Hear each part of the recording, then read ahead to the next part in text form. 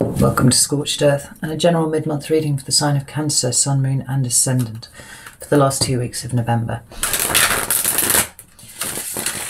I hope you're well. Using the Crow Tarot today.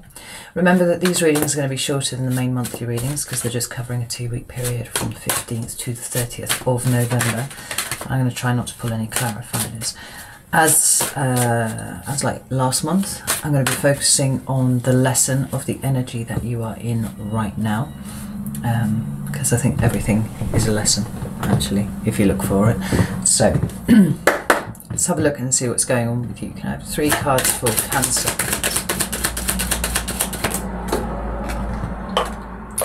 First card is the 9 of Swords. 2 more cards for Cancer, please. I've got the 5 of Wands and the Knight of Swords is flipped there, but they didn't jump, so I'm not going to take them. I have 2 more cards for Cancer, please. I've got the Queen of Pentacles. Ooh. And the Queen of Wands. What an interesting set of cards. We've got the Hierophant at the bottom of the deck there. It's a card of Taurus, and it speaks of structure, right? So that can be society, that can be church, that can be work, that can be schools, you know, anything where you've got a kind of hierarchy in there somewhere. But it can also talk about faith, and it can talk about commitment to something. And I wonder, Cancer, if you're kind of struggling to find your faith at the moment, because this first card that we have is the 9 of Swords, and that speaks to overthinking. You know, potentially it can talk to, you know, catastrophizing and things like that, but it's being in a difficult mental place at the moment, right? And you're not alone. There are a lot of people who are feeling that way too. But I am somewhat heartened by the appearance of these 2 queens next to it, because we've got the Queen of Pentacles and we've got the Queen of Wands.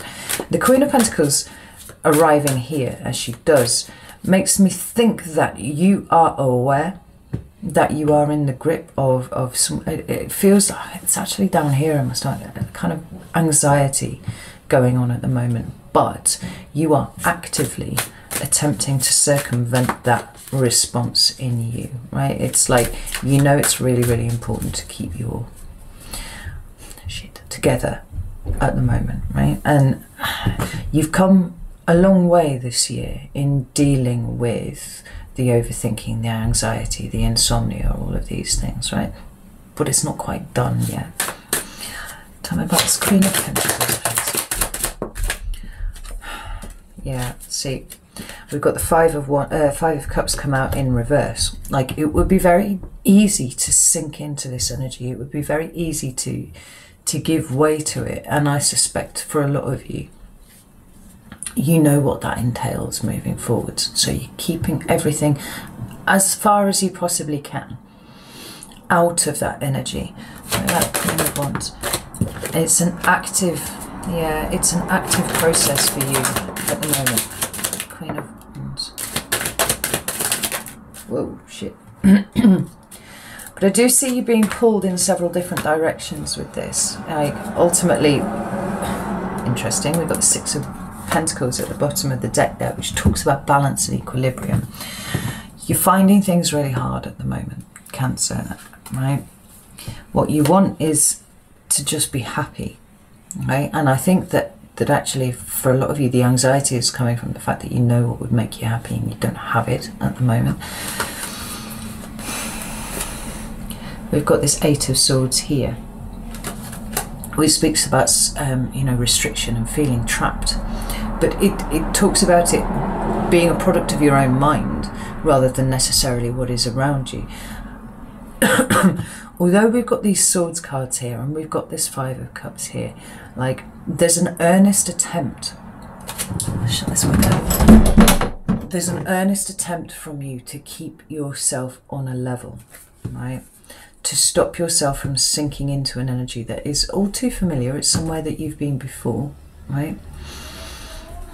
Keeping the focus on home and the important things and the important people, right? And leaving behind those emotions that make you feel anxious, or at least attempting to, right? Attempting to keep yourself on a level, attempting to keep yourself balanced. In fact, we've got the Knight of Pentacles underneath there, trying to keep the important things front and centre. I feel for you, Cancer. This is difficult. It's really difficult. So let's have a look and see what the lesson is here. I mean, I feel like we kind of answered that slightly. There you are at the bottom of the deck. Was the Moon, which is a card of Cancer for me.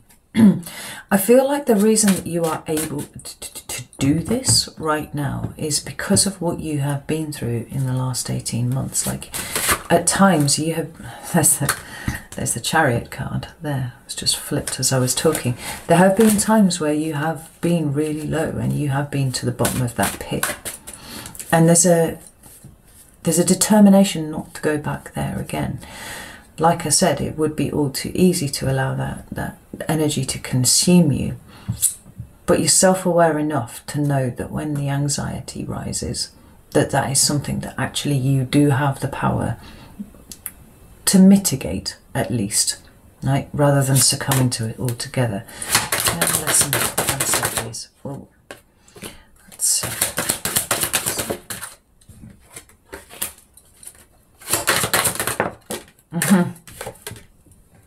Yeah. So, yeah, we've got the Tower at the bottom of the deck here, and I feel like for some of you, this situation that you find yourself in at the moment does feel like a rather protracted Tower moment, which is interesting because normally the Tower is very sudden, right? When that energy comes in, it's kind of like everything gets flipped upside down, you know, it's very instantaneous. But I don't feel like it's quite happened yet. It feels like it's dragging out, and the potential for it to go that way is something that you're dealing with at the moment. The lesson, though, is very interesting, and the lesson very much revolves around your internal space, as we would expect, actually, to be honest, because we've got the High Priestess, we've got the Seven of Cups here, and then we've got the Moon, right? We also have, which fell to the side, the Two of Cups. I'm going to put that there to the side because I don't feel like it forms part of the main reading. It feels like an add-on to, and we'll come to that in a second. But with the High Priestess and the Moon, both cards of water element, of the water element, with High Priestess is Pisces and the Moon is you, Cancer. But they speak about the internal space, and they speak about emotional space. Now, interestingly enough, I feel balance with both of these, right? The High Priestess is depicted between two pillars, and usually it's a very symmetrical scene that we're presented with here. The thing that I like about this is that this particular High Priestess is depicted as having all of the elements on the card, just as the Magician is. So we have the Wands, and we have the Cups, and we have the Pentacles, and we have the Swords here, right? There is an innate power within the High Priestess to, if not manifest, because that would be the job of the Magician, right? That active energy of the Magician. There's an ability within you to have all the answers that you need for everything, right? We associate the Magician with the creation of new things, the manifesting of things. We associate the High Priestess with wisdom, with knowledge, right? Which is, wisdom is the application of knowledge, right? You have a great deal of the answers within you, and because it's a two, it speaks about your internal emotional space. Now, I'm looking at this High Priestess, and the High Priestess crow is turned towards the Seven of Cups, and the Seven of Cups crow is also pointing the same way and looking at the Moon. And this is interesting because this Seven of Cups here can speak to a feeling of not really knowing which way is up, right? There's always an illusory aspect to this. And we've got all these cups and the crow's surrounded with them, right? And it's kind of like everywhere it looks, there's a cup and there's potential in that cup. But it doesn't look like he's picked one yet, because he's not sure that he can trust what it is. The other thing that the High Priestess speaks about is intuition, right? So there are those two crows in identical positions. And what are they looking at? They're looking at the moon, right?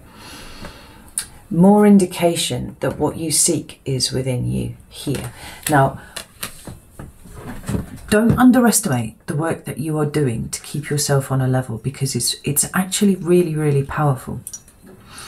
And some of you may feel like it's like pushing water uphill with a fork, but the reality of the situation is that you're actually doing much, much better than you think you are.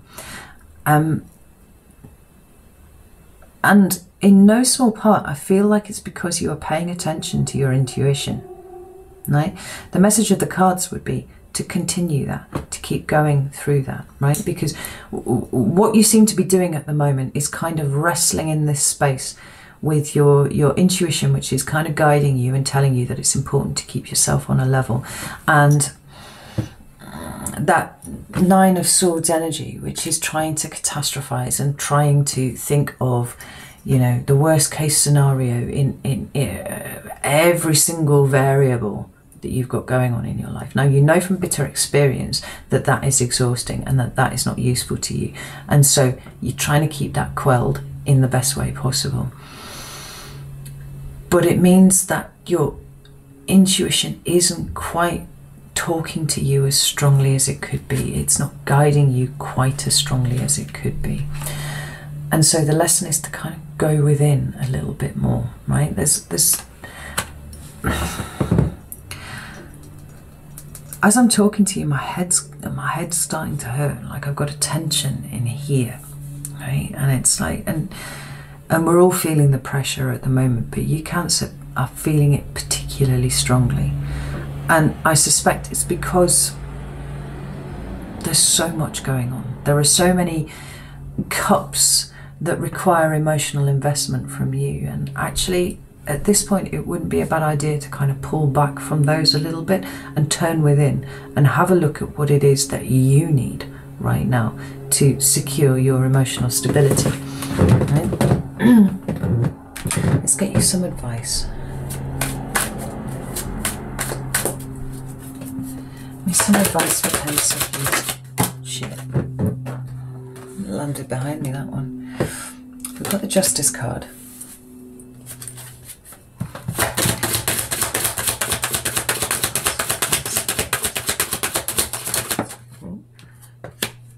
King of Cups. And the Ten of Pentacles. That's really, really interesting. At the bottom of the deck, we've got the Hanged Man. More water energy, right? But this one speaks about enlightenment, actually, much like the High Priestess does in some ways, right? It's about changing your perspective on things, to see the world from a different perspective, and in doing so, right, achieve enlightenment. It's interesting, we've got the Fool directly underneath that. There. It seems like there is a path for you, right? And it is something that you haven't quite considered yet at this time, right? And I suspect, honestly, Cancer, it feels like it's because you're trying to juggle too many things at once.